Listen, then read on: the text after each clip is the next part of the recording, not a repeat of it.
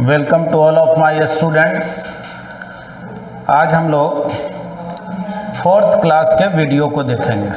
Fourth class में हम लोग आज पढ़ेंगे इलेक्ट्रिक डाइपोल को। जैसा कि आप लोगों को पिछले क्लास में बहुत से बच्चे कमेंट में बतलाए थे कि सर वीडियो का क्लैरिटी उतना अच्छा नहीं है और साउंड में भी थोड़ा दिक्कत हो रहा है, बोर्ड देखने में दिक्कत हो रहा है, इसलिए आज हम लोग कैमरा को चेंज किए हैं और आप बताएंगे कि आज का क्वालिटी कैसा है। और अगर कोई भी दिक्कत हो तो आप कमेंट बॉक्स में लिखेंगे, कोई भी सुझाव हो उसको देंगे जिससे कि हम उसको और फर्दर सुधार कर सकें। जैसा कि जो लोग फर्स्ट टाइम वीडियो देख रहे हों तो ये जानेंगे कि कुछ स्टूडेंट क्वेश्चन पूछ रहे हैं कि हम सर नोट्स कैसे बनाएं। तो देखिए, एक तो जो हम बोल रहे हैं अगर और बोर्ड पे लिख रहे हैं, आप उसको पॉज करके आप चाहें तो उससे बना सकते हैं, लेकिन जब ऐप बन जाएगा और जो लोग भी स्टूडेंट हम लोग से कनेक्टेड हैं तो उनके ऐप के थ्रू जब हम लोग नोटिफिकेशन आपको भेजेंगे तो उसमें आपको असाइनमेंट भी जाएगा, होमवर्क भी जाएगा, क्वेश्चन भी जाएगा। तो उसके लिए परेशान नहीं होना है। नोट्स जितना बन सके उसको बनाइए भी, और बहुत नहीं भी बनेगा तो आगे आपको हेल्प किया जाएगा। तो हम लोग आगे पढ़ते हैं इलेक्ट्रिक डाइपोल। अब ये इलेक्ट्रिक डाइपोल होता क्या?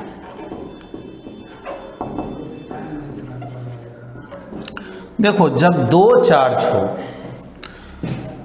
एक जितना पॉजिटिव और दूसरा उतना ही निगेटिव, उसको जब हम लोग वेरी स्मॉल सेपरेशन पे रखते हैं तो उस अरेंजमेंट को हम लोग बोलते हैं इलेक्ट्रिक डाइपोल। ठीक ना? इसको कैसे डिफाइन करेंगे? When 2 point charges of equal in magnitude and opposite in sign are placed very close to each other, then it is called electric dipole। ठीक है, कुछ भी हो, मान लो इधर हम माइनस क्यू रख दिए, इधर प्लस क्यू रख दिए। अब इसमें एक टर्म जो यूज किए, दोनों के बीच का सेपरेशन बहुत कम होना चाहिए। तो ये बहुत कम सेपरेशन का मतलब क्या होता है? तो देखो, बहुत कम या बहुत ज़्यादा हो, ये एक रिलेटिव टर्म है, ये कंपेयर करके बोला जाता है। ये अपने आप में एक डिफाइंड टर्म नहीं है। जैसे अगर बीच का गैप 1 सेंटीमीटर हो तो ये बहुत ज़्यादा भी है अगर 1 नैनोमीटर से कंपेयर करें, मिलीमीटर से कंपेयर करें। लेकिन अगर बीच का गैप 1 मीटर हो तो ये बहुत कम भी हो सकता है अगर हम उसको 10 किलोमीटर से कंपेयर करें। तो इसलिए ये समझना है कि वेरी स्मॉल डिस्टेंस का मतलब ये होता है कि इस डाइपोल के कारण मुझे जहाँ भी इलेक्ट्रिक फील्ड निकालना है उस पॉइंट का जो डिस्टेंस है वो इसके बीच का जो सेपरेशन है उससे बहुत ज़्यादा होना चाहिए। समझ गए? इलेक्ट्रिक डाइपोल किसको बोलेंगे? तो बोलेंगे जब दो चार्ज हो, एक जितना पॉजिटिव हो दूसरा उतना ही निगेटिव हो, और दोनों के वेरी स्मॉल सेपरेशन पे जब रखते हैं तो उस अरेंजमेंट का नाम है इलेक्ट्रिक डाइपोल। चलो, अब जो है हम लोग आगे सीखते हैं डाइपोल मोमेंट क्या है। डाइपोल मोमेंट का क्या डिफिनीशन है? तो इसका डिफिनीशन ये है कि इस दोनों में से कोई एक चार्ज के मैग्नीट्यूड को देखो। जाहिर है मैग्नीट्यूड लिखना है तो प्लस में ही लिखा जाएगा, चाहे माइनस क्यू हो या प्लस क्यू, आपको उसका मैग्नीट्यूड, कोई एक चार्ज का मैग्नीट्यूड लिखे। और इन दोनों के बीच का जो गैप है, सेपरेशन है, तो दोनों के बीच का जो गैप है उसको जनरली हम लोग 12 से डिनोट करते हैं। 12 से इसलिए डिनोट किया जाता है क्योंकि अक्सर मुझे डाइपोल के सेंटर का ज़रूरत पड़ता है। तो सेंटर से समझो ये L डिस्टेंस पर, ये L डिस्टेंस पर, तो डाइपोल मोमेंट कितने के इक्वल होगा? तो बोलेंगे दोनों में से कोई एक चार्ज का मैग्नीट्यूड देखो और दोनों के बीच का जो सेपरेशन है उससे मल्टीप्लाई कर। ये Q इंटू 12 को बोलेंगे डाइपोल मोमेंट। और डाइपोल मोमेंट को हम लोग डिनोट क्या चीज़ से करेंगे? तो P से डिनोट करते हैं। अब पूछा जाए डाइपोल मोमेंट वेक्टर है कि स्केलर है, तो जानेंगे डाइपोल मोमेंट जो है वो एक वेक्टर क्वांटिटी। पूछा जाए कि डाइपोल मोमेंट अगर वेक्टर है तो इसका डायरेक्शन किधर होगा। मैग्नीट्यूड तो हम लोग समझ गए कि Q इंटू 2L कर दो, डाइपोल मोमेंट निकल जाएगा। डायरेक्शन किधर होगा तो ये जानेंगे dipole moment is always directed from negative to positive charge. Minus charge से प्लस चार्ज की ओर डाइपोल मोमेंट हमेशा डायरेक्टेड होता है। अब अगर आपसे पूछा जाए कि यूनिट ऑफ डाइपोल मोमेंट क्या, तो डाइपोल मोमेंट का जो यूनिट है, जाहिर है चार्ज का यूनिट कूलम मीटर बोलेंगे। अगर पूछा जाए कि इसका डायमेंशनल इक्वेशन क्या हो, डायमेंशनल इक्वेशन क्या हो, तो कूलम जो है वो हम लोग I इंटू टी लिख, पिछले क्लास में हम लोग सीखे थे कूलम होता है एम्पियर सेकेंड, तो एम्पियर के लिए कैपिटल I लिखे, सेकेंड के लिए T और मीटर है तो ये L हो गया। समझ लो यही इसका डायमेंशनल इक्वेशन हो गया। एक और यूनिट है डाइपोल मोमेंट का,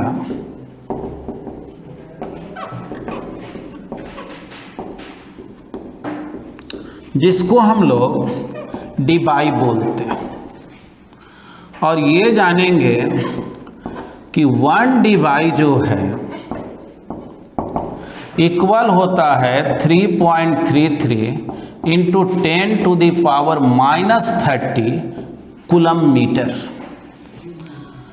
अब अगर इसी को आप ESU में कन्वर्ट करके देखें तो ESU में कन्वर्ट करेंगे और मीटर को सेंटीमीटर में, तो 3.33 10 टू दी पावर -30 कूलम तो हो गया 3 into 10 to the power 9 ESU यानी स्टैट कूलम, और मीटर हो गया सेंटीमीटर में बदलेंगे तो 10 टू दी पावर 2, यानी कि इसका यूनिट अब हो गया stat coulomb centimetre, stat coulomb centimetre या ESU सेंटीमीटर भी आप बोल सकते हैं। देखो 3.33 को 3 से जब मल्टीप्लाई करेंगे तो ये अप्रॉक्सीमेटली 10 हो जाता है, और ये 10 टू द पावर 9 और 2 मिल के 11 तो है ही, और ये 10 हो गया यानी 10 टू द पावर 12। तो इसको सॉल्व किए तो 10 टू द पावर -18 यानी 1 Debye is approximately equal to 10 to the power -18 stat coulomb centimetre.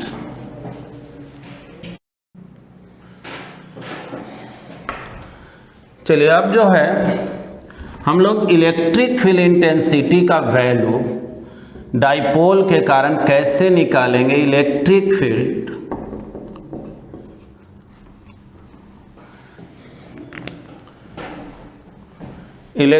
Field intensity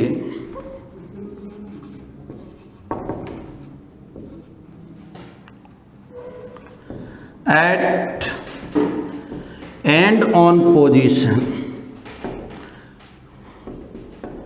या जनरली इसको हम लोग एक्सियल पोजीशन बोलते हैं। Axial position due to an electric dipole, ठीक ना। Electric field intensity at end on position या axial position due to an electric dipole. ध्यान से देखें, यहाँ -Q चार्ज और यहाँ पर है +Q चार्ज, मतलब एक डाइपोल हम अज्यूम कर लिए। इसका जो सेपरेशन है उसको 2L से डिनोट किए, मतलब सेंटर से जो है L डिस्टेंस पर है दोनों चार्ज, और इसके एक्सिस पर इस लाइन को हम लोग डाइपोल एक्सिस बोलते हैं।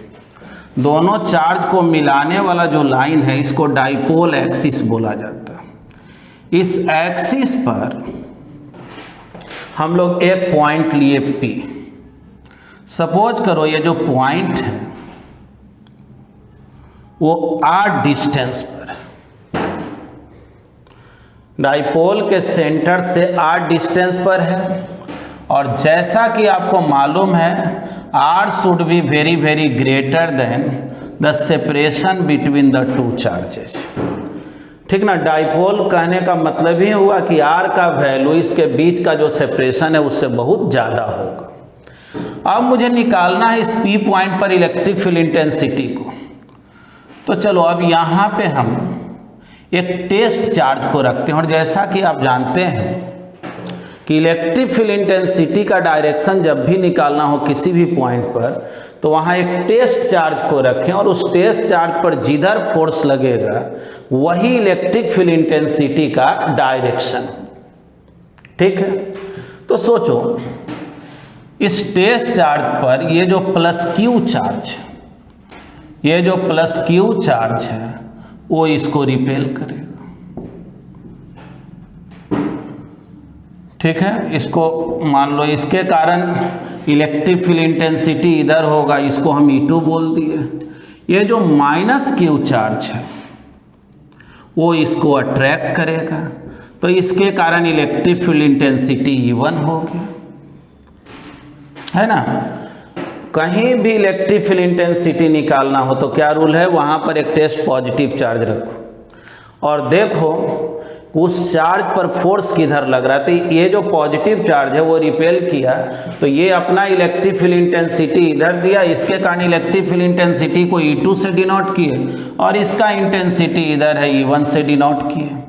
तो अब इस P पॉइंट पर नेट इलेक्ट्रिक फील्ड इंटेंसिटी क्या होगा, net electric field intensity eight P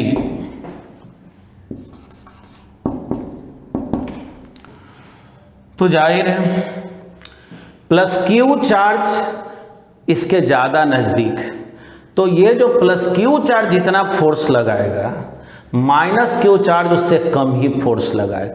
यानी प्लस क्यू चार्ज नज़दीक होने के कारण इसका जो इलेक्ट्रिक फील्ड इंटेंसिटी होगा वो माइनस क्यू के इंटेंसिटी से ज़्यादा होगा। और चूंकि ये दोनों वेक्टर है और एक दूसरे के अपोजिट है, एक इलेक्ट्रिक फील्ड इंटेंसिटी इधर एक इधर है, तो नेट वैल्यू हो गया E2 माइनस E1, है ना। कैसे हम लोग बोलते हैं कि अगर इस पेन पर इधर लगा 20 न्यूटन, इधर लगा 5 न्यूटन, तो रिजल्टेंट इधर हो गया 15 न्यूटन। तो वैसे ही E2 जो है इधर डायरेक्टेड है और E1 उसके अपोजिट में। E2 का मैग्नीट्यूड E1 से ज़्यादा है, दोनों अपोजिट डायरेक्शन में है, इसलिए नेट वैल्यू हो गया E2 माइनस E1।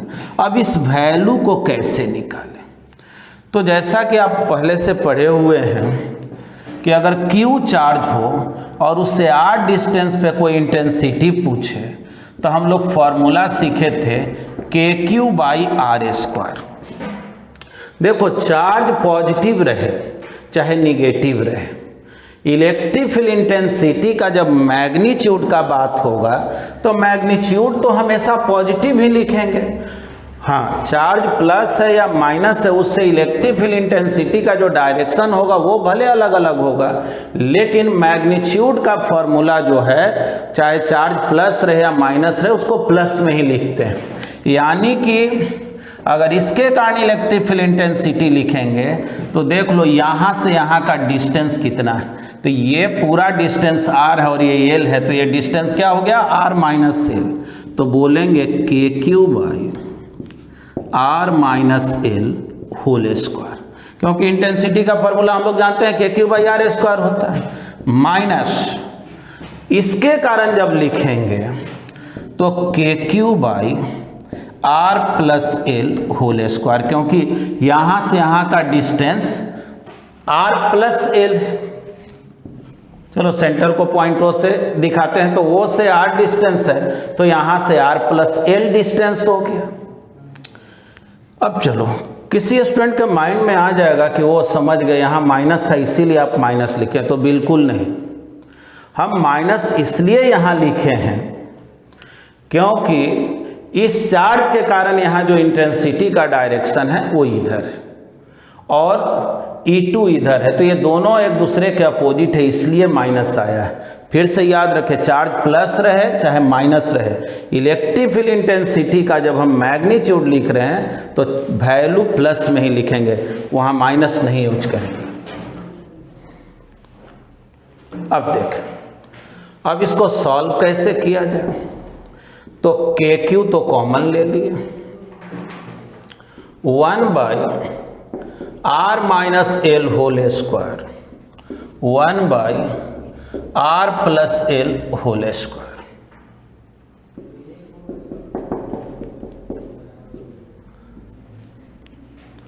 अब हम लोग यहाँ पे अगर एलसीएम लें, R square minus L square whole square हो जाएगा, ये हो गया r plus L whole square, r minus L whole square. अब इसको कैलकुलेट करना, सॉल्व करना। अब सॉल्व किया जाए, KQ इजकल टू, अब देख लो, r square plus L square plus 2RL minus r square plus L square minus 2RL divided by r square minus L square whole square. देख लो, r square cancel, L square cancel, तो E equal to KQ 4RL लिख दें, 2RL plus 2RL divided by r square minus L square whole square. ये हो गया electric field intensity का formula. देखो, इसी को हम लोग इस तरह से भी रिप्रेजेंट कर सकते हैं, KQ 2, या ऐसे कहो 2 को आगे लिख देते हैं KQ 2L into R divided by r square minus L square whole square.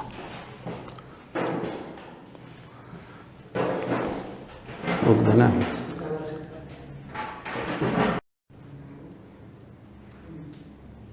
बेटा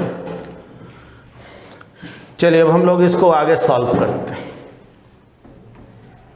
जैसा कि अभी आप पढ़े थे, डाइपोल मोमेंट का फॉर्मूला होता है Q इंटू 2L। तो जो इक्वेशन हम लोगों का आया है,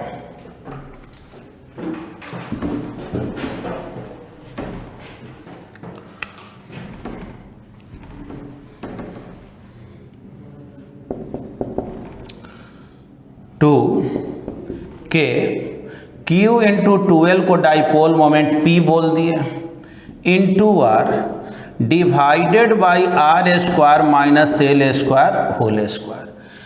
जनरली कोई मीडियम का जब बात नहीं होता है तो उसको हम लोग वैक्यूम या एयर मान के चलते हैं, और इस K को लिख दिए 1/4 pi epsilon naught 2P into R divided by r square minus L square whole square. अब देखो लास्ट स्टेप, वैसे तो स्टैंडर्ड फॉर्मूला इलेक्ट्रिक फील्ड का यही हो गया। एक्सियल पोजीशन पे अगर इलेक्ट्रिक फील्ड निकालना हो तो मेन यही फॉर्मूला हो गया, लेकिन जैसा कि हम लोग हेडिंग दिए हुए हैं कि डाइपोल के लिए काम कर रहे हैं, तो जब डाइपोल के लिए काम कर रहे हैं तो r is very very greater than 2L, तब हम लोग बोलेंगे क्या कि यार r is very very greater than L, hence r square minus L square is approximately equal to r square. यानी r बहुत ज़्यादा है L से, इसलिए r square minus L square को हम लोग अप्रोक्सीमेटली क्या लिख सकते हैं, r स्क्वायर। तो अब इस फार्मूला को हम लोग आगे बढ़ाएं, तो अब इस फार्मूला को लिखेंगे तो 1/4 pi epsilon not 2pr divided by, अब नीचे सोचो तो क्या बचेगा, एल स्क्वायर तो गायब हो गया तो r टू दी पावर 4 हो गया। तो रिजल्ट क्या आया, एक r कैंसिल हो गया तो इलेक्ट्रिक फील्ड हो गया 1/4 pi epsilon naught 2p by R cube. बस यही रिजल्ट हो गया। तो जनरली 12th में लॉन्ग क्वेश्चन में ये पूछा जाता है कि एक्सियल पोजीशन पे डाइपोल के कारण इलेक्ट्रिक फील्ड इंटेंसिटी का डेरिवेशन कैसे करेंगे, तो उसी का ये डेरिवेशन हुआ। अब ये तो हम लोग इलेक्ट्रिक फील्ड इंटेंसिटी का यहाँ मैग्नीट्यूड निकालें। अगर कोई पूछे कि इस पॉइंट पर इलेक्ट्रिक फील्ड इंटेंसिटी का डायरेक्शन किधर होगा, तब तो क्लियर है ही E2 बड़ा है E1 से, तो नेट इलेक्ट्रिक फील्ड इंटेंसिटी इधर हो जाएगा। यानी इसको याद कैसे रखें, तो अभी कुछ देर पहले बतलाए थे डाइपोल मोमेंट का डायरेक्शन किधर होता है, तो माइनस क्यू से प्लस क्यू की ओर। डाइपोल मोमेंट होता है माइनस क्यू से प्लस क्यू की ओर। तो एक्सियल पोजीशन का जब भी बात होगा, पॉइंट चाहे कहीं भी रहे, अब इस एक्सिस पर पॉइंट कहीं भी रहे, इवन कि इस साइड भी पॉइंट रहे, बीच में नहीं, केवल इस एक्सिस पर कहीं भी पॉइंट हो, इन दोनों के बीच के गैप को छोड़ करके, तो इलेक्ट्रिक फील्ड इंटेंसिटी का जो डायरेक्शन होता है वो इसके डाइपोल मोमेंट के डायरेक्शन के लॉन्ग होता है। अगर यहाँ भी कोई पूछे इलेक्ट्रिक फील्ड किधर होगा, तो चूंकि डाइपोल मोमेंट इधर है तो ये याद रखना हर जगह इसी डायरेक्शन में होगा, एज ए ट्रिक याद रखो। लेकिन मेथड भी बतलाए हैं कि क्यों इधर होगा।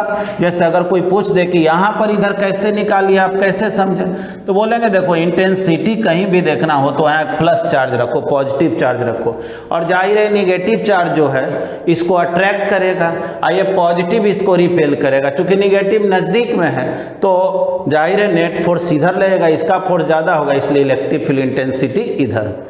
तो ठीक है, रिजल्ट में क्या सीखे हैं कि इलेक्ट्रिक डाइपोल के कारण एक्सियल पोजीशन पर इलेक्ट्रिक फील्ड इंटेंसिटी का formula 1/4 pi epsilon naught 2p by R cube, और इसका डायरेक्शन किधर होगा, तो इसका डायरेक्शन होगा जिधर इलेक्ट्रिक फील्ड जिधर डाइपोल मोमेंट का डायरेक्शन होगा।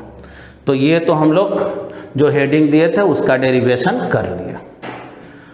अब जो है हम लोग इसी में आगे सीखेंगे कि एक्सियल पोजीशन का बात ना हो करके अगर इक्वेटोरियल पोजीशन का बात होता, अगर क्वेश्चन में कहा जाए कि इक्वेटोरियल पोजीशन पे यानी परपेंडिकुलर बाइसेक्टर पे कैसे इंटेंसिटी को, तब हम लोग काम कैसे करें। तो अब हम लोग आगे काम कर रहे हैं, बोलेंगे electric field due to an electric dipole at equatorial position.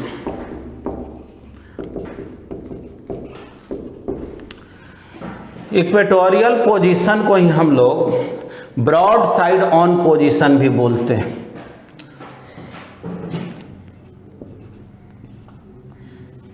ये सपोज करो एक इलेक्ट्रिक डाइपोल है, यहाँ माइनस क्यू चार्ज, यहाँ प्लस क्यू चार्ज,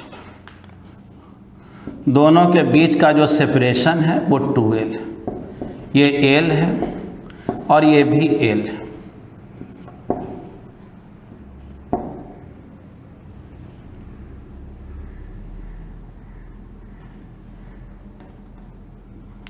इस P पॉइंट पर जो इसके सेंटर से r डिस्टेंस पर, मान लो इस पॉइंट पर कहा गया इलेक्ट्रिक फील्ड इंटेंसिटी कितना होगा और किस डायरेक्शन में होगा।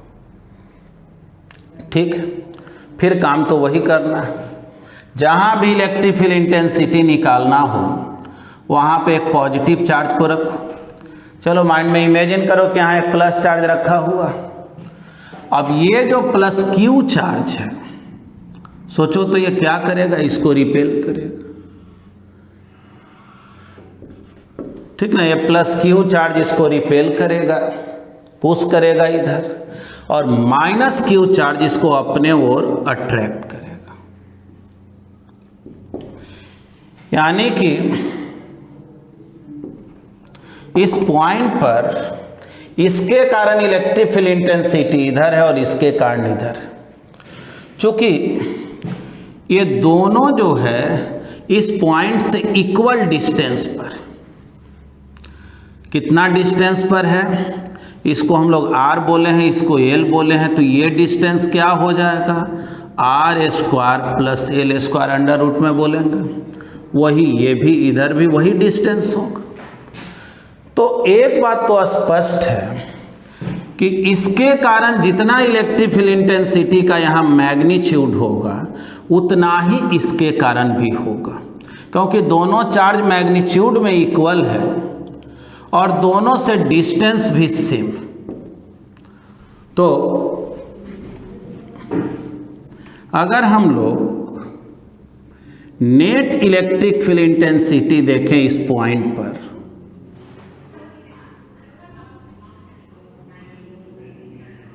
नेट इलेक्ट्रिक फील्ड इंटेंसिटी किधर होगा, मान लेते हैं कि माइनस क्यू के कारण जो इलेक्ट्रिक फील्ड है उसको E1 बोल रहे हैं, और प्लस क्यू के कारण जो इलेक्ट्रिक फील्ड है उसको E2 बोल रहे हैं।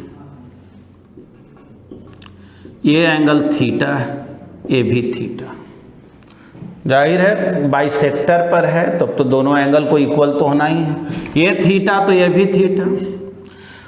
और एक बात ऑलरेडी स्पष्ट है कि E1 और E2 का जो मैग्नीट्यूड होगा इक्वल होगा KQ बाई यहाँ से यहाँ का जो डिस्टेंस है, तो ये डिस्टेंस कितना है, r square plus l square under root उसका होल स्क्वायर, यानी कि KQ by r square plus l square.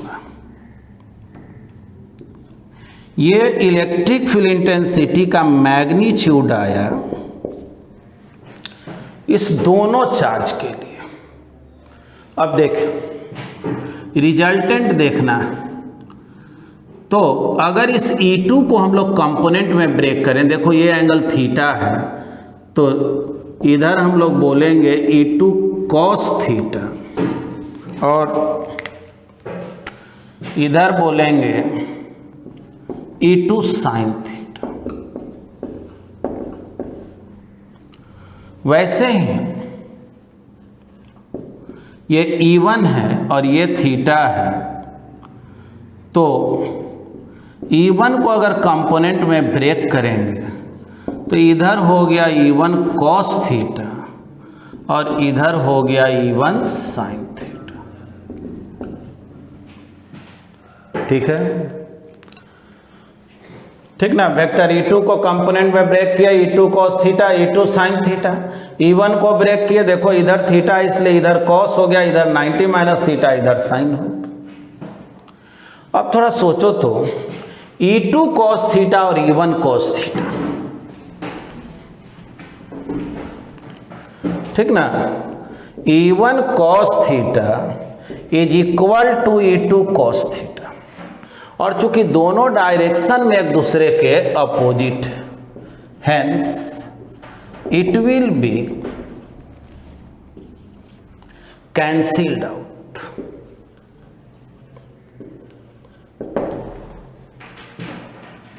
ठीक ना, तब जो है ये दोनों एक दूसरे को कैंसिल कर देगा।